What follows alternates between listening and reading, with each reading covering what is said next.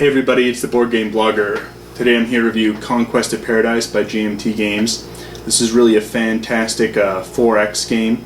It's set in 500 AD Polynesia, and everyone plays sort of a Polynesian tribe, exploring the various Pacific Isles, colonizing them, and potentially entering into warfare with the other parties.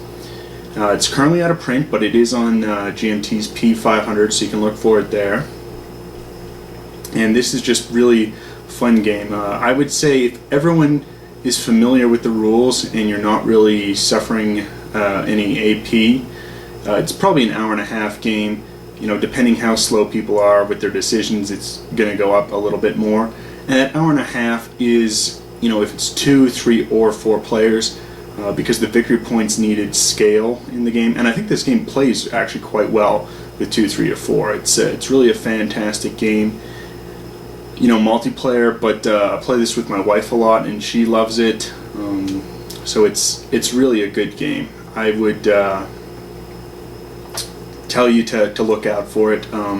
See if you can get a copy. There's a few issues with it, but given the the low play time and just sort of the excitement in the game, it's really neat.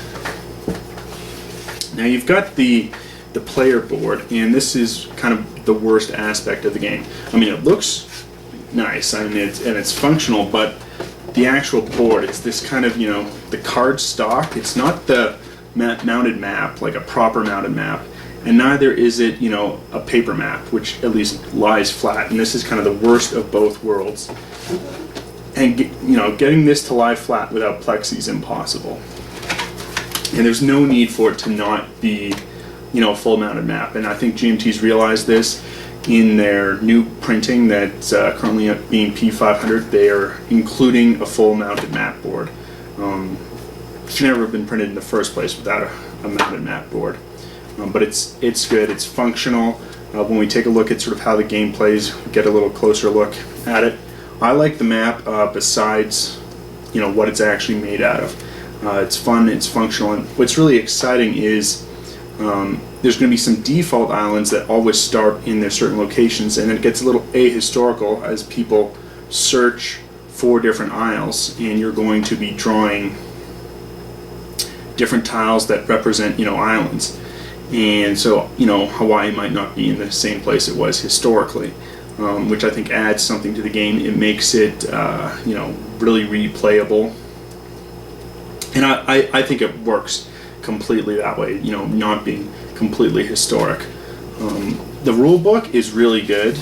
Rule book, it's 12 pages. It's not that long. It's not, too difficult to understand, and there's a table of contents like GMT normally does. They don't put in any index, unfortunately. It really seems GMT is completely hit and miss on is there an index in the game. Table of contents is good, but if you're trying to find some specific rule to not put in the index, I don't know why when GMT excels in so many other aspects of their games, they consistently fail in putting in an index. Now, not all games are like that. A few have very good indexes.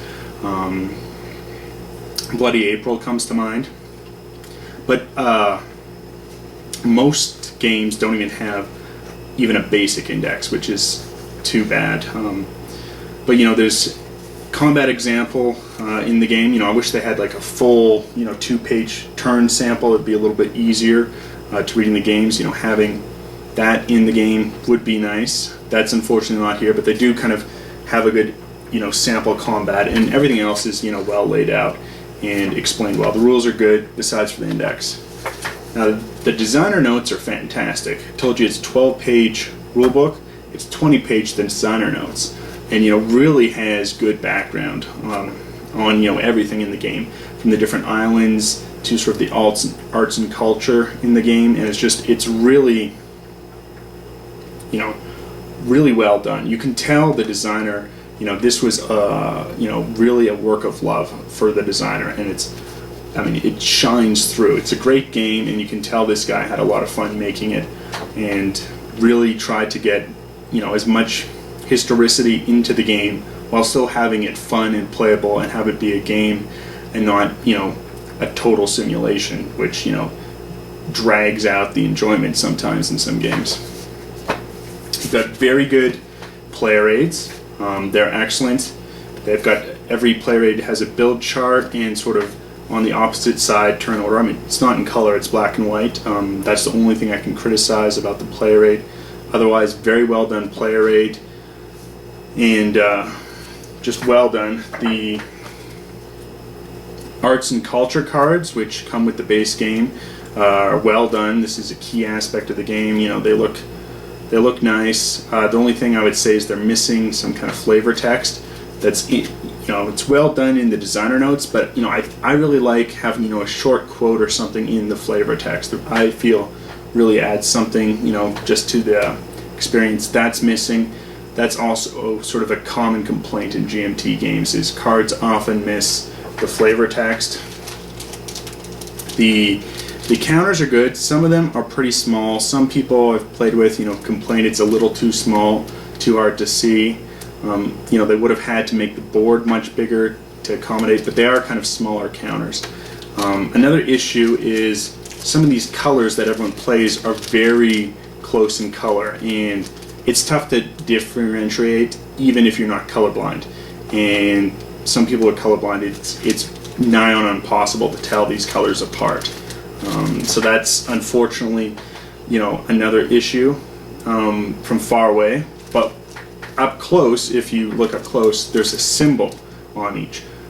So it's actually not unplayable colorblind. It's just if you've got bad eyesight and you're colorblind, that's when it becomes a little bit of an issue.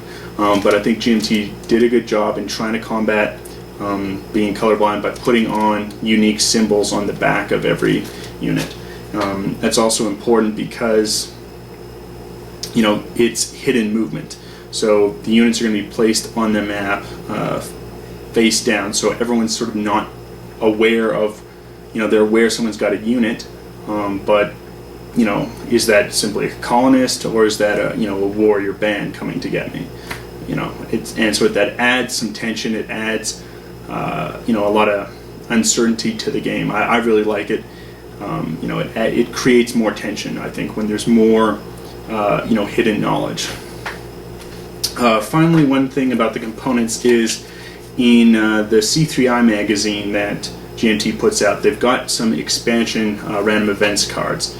I think it really adds a lot to the game, especially in a 3-player game where you can have sort of, in a 3-player war game, sometimes 2 players are hitting each other, and then the 3rd player who's not involved, is going to inevitably win.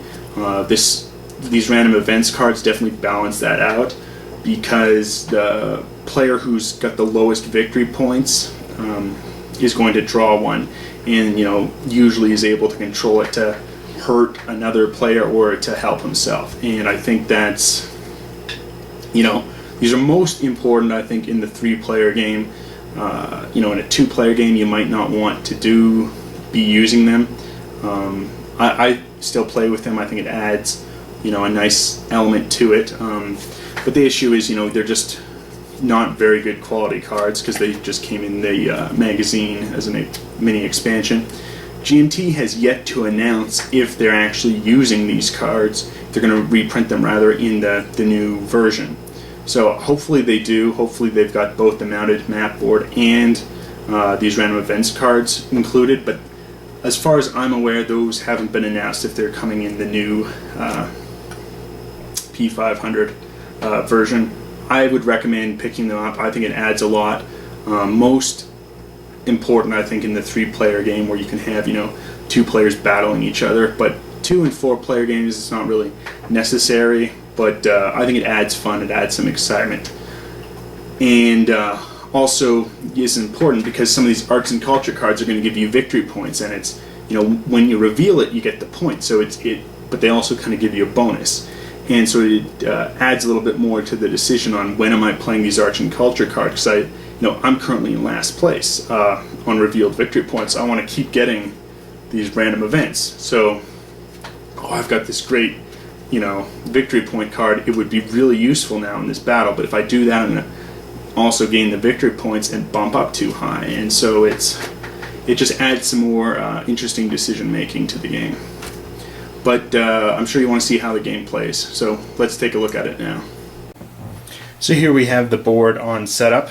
If we zoom in, we can sort of see starting what two players have. I've set this up for just a 2-player game just for demonstration purposes, but it plays well 2, 3, or 4.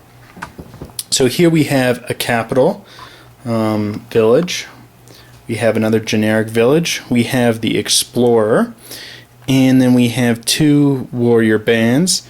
That's sort of the default setup. The advanced rules let you sort of do sort of whatever you want with 4 build points, but to start you're just to use 2 warrior bands in sort of the base game. And both Tonga and then Samoa are going to have that.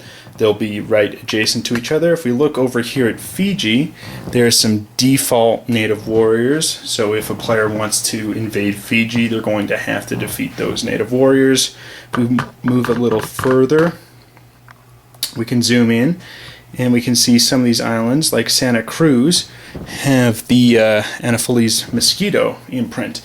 That means they can be hit with malaria, and which can devastate villages built there. Now, not all islands will have that, as you know, historically some areas have been immune to malaria. We have sort of the outline of Australia there in the game, but can't be used. We have a victory point track.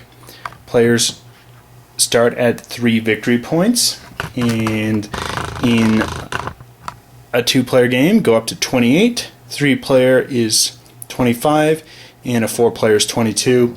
So, as I mentioned before, if everyone knows what they're doing, it's about an hour and a half to play the game. It can be a little bit longer if people are, you know, quite slow making their decisions. But it's about that same length for 2, 3, or 4 players as they've scaled the victory points. We see here South America in the outline, and this is sort of advanced rules, not for the main game, but you can try and get sweet potatoes from South America and then bring them back. Those will be worth some additional victory points. And as we see, we have some pre-printed islands on the map that can be inhabited, and then we have just these open water. If we zoom in on some of them, we have names sort of on it. Here we have Rarotonga. It's part of the South Cook Islands, and that's sort of historically where it is. So the historical locations are on the map in that slight lettering, but what's going to happen is we're going to, potentially draw and discover tiles there. There's a special rule. We have this southern New Zealand that will sometimes not come into the game at all. Northern New Zealand has to come up, and then there still has to be some space to put that immediately underneath it. I think that's a neat little twist, fun little rule. But let's play out 2 or 3 sample turns here. So normally the player who is lowest in victory points is going to choose who starts and in what direction the turn order is going. But as we're tied right now, we're just going to roll a dice to see who goes first. And we're going to have Tonga go first. So first part of a turn is the turn order selection. Here we've done that already. Next would be exploration. So we're going to send out our explorer here. We're going to try to explore this area. Now what's going to happen is we're going to do a chit draw, and we're going to see here this is 1 knot. Now we can explore up to 5 knots safely. If we go to 6 or more knots, however, our ship's going to be lost. So we have 1 knot, and this is just open water, but that's not going to be revealed until later. We can now keep exploring. So I want to explore sort of closest to our island to send boats out initially. So we're going to go here. We have an off course. This is 0, but we're going to reveal that. Now the other player can choose to move us, removed here, that's going to be an additional 2-knot penalty because we're not adjacent to anywhere we've discovered currently. So we're now at 3 knots. We can choose to keep going or return. We're going to try and keep going to here, and that's 2 knots. And the 2 being hit by the off course, we have a total of 5. We're forced to return.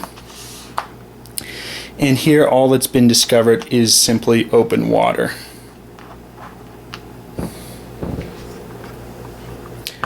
Next, the Samoan player will get to go. They're going to send out their explorer.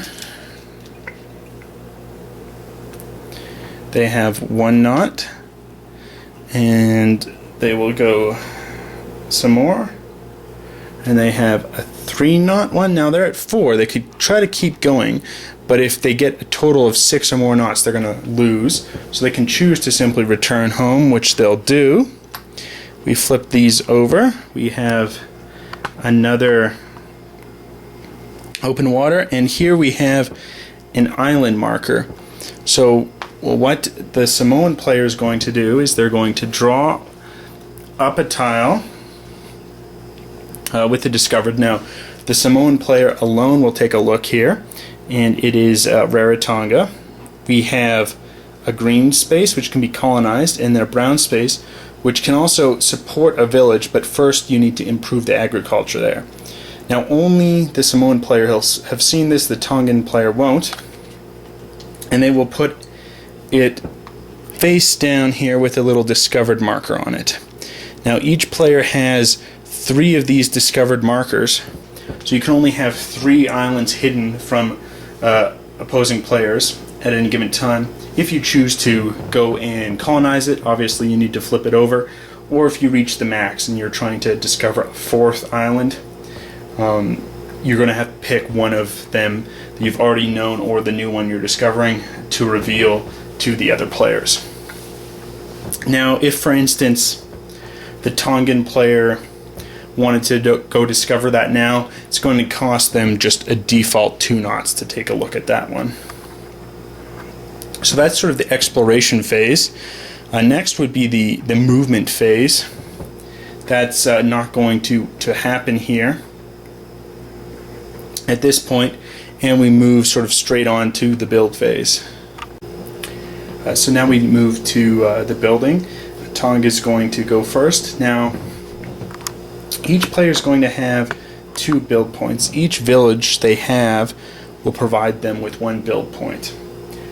So Tonga is going to choose to build another village. That is 2 build points. Whereas Samoa is going to choose to build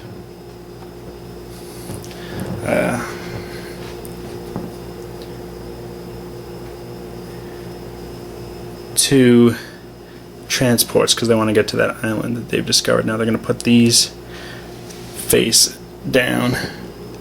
So now it looks like there's 4 units there. There's additionally rumor units that players can put down, which really are nothing at all, and just create the illusion of a unit there. It doesn't cost anything, but the Samoan player is going to hold off on doing that just till later on when they've got a little more build points to do such things. So now we're going to sort of reassign the score.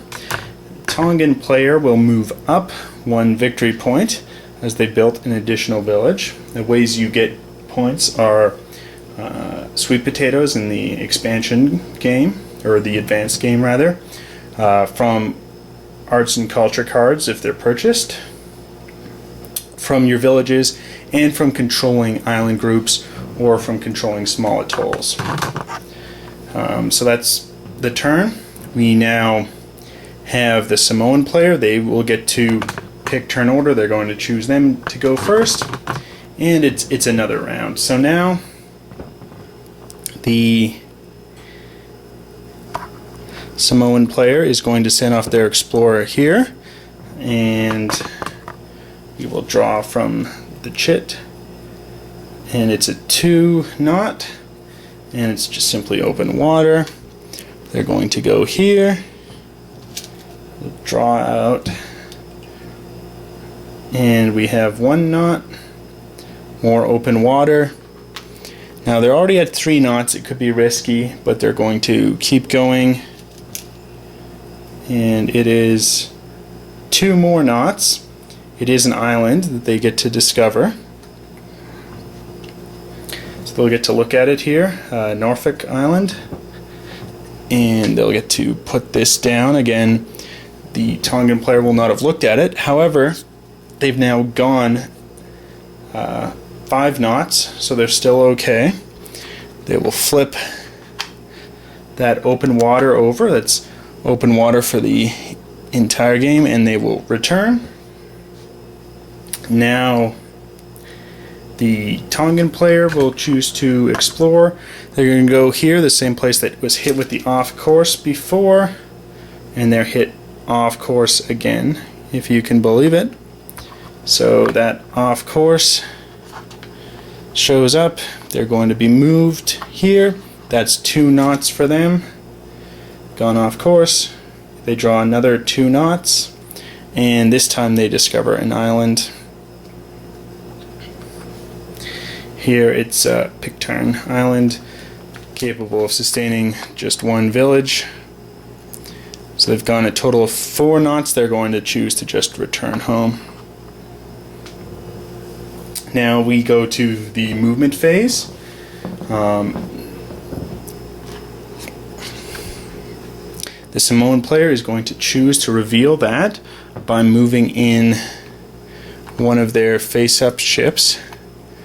Now they're also going to turn another ship face up, and now this denotes that there is sort of a transport line between the islands. So now they can just simply move as many units between the 2 islands as they want to do. Normally each transport canoe can only transport 1 unit, but if you have them turned face up, you've sort of revealed your islands there, and you've just simply got basically unlimited transit between the islands that have the face-up canoes. The Tongan player is not going to move at all, and we simply go to build phase. Building is done simultaneously. This is so players aren't looking at what other players are doing when they're picking their hidden units to place down, and also it helps speed up the game when everyone's building simultaneously. So we're going to do that now. The Tongan player is going to build a war canoe. This will let them transport their warriors. It's 3 build points, which they're able to do. So they're going to put that down, and they're also choosing to put down a rumor here to help hide and disguise what they've actually built. Whereas the Samoan player is going to choose to simply build a village to enable them to have another build point. We now check victory points again.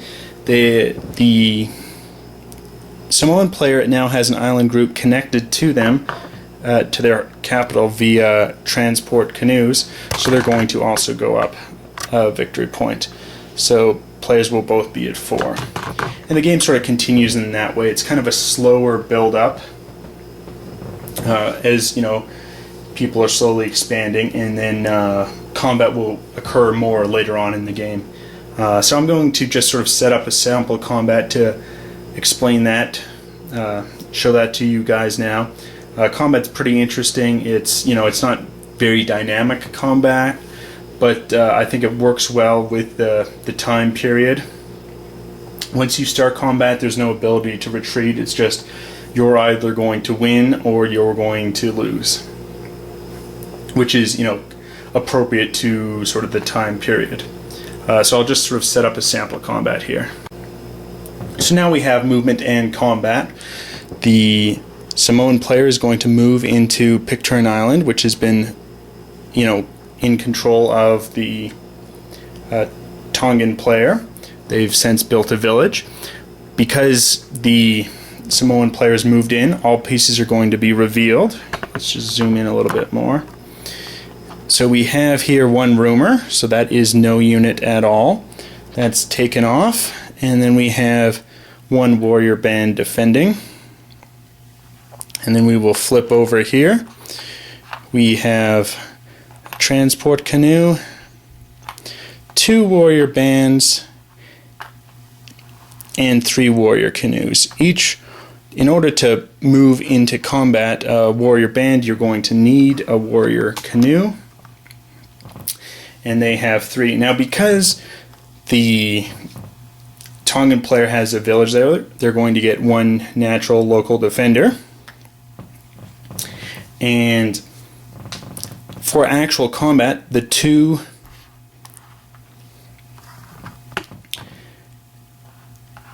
Samoan warrior bands are going to be involved in combat, as well as 1 warrior canoe that was not used in bringing them over. These units, however, the 2 warrior canoes that transported the warrior bands and the transport canoe, cannot be used in combat in this battle. So now simply the attacker is going to roll dice. If players had arts and culture cards, you can play them now, or if they have sort of a always in effect. And here, the Tongan player, the defender, has this haka, which is 1 enemy panic roll in each battle causes 2 enemy units to retreat, gives them 1 victory point.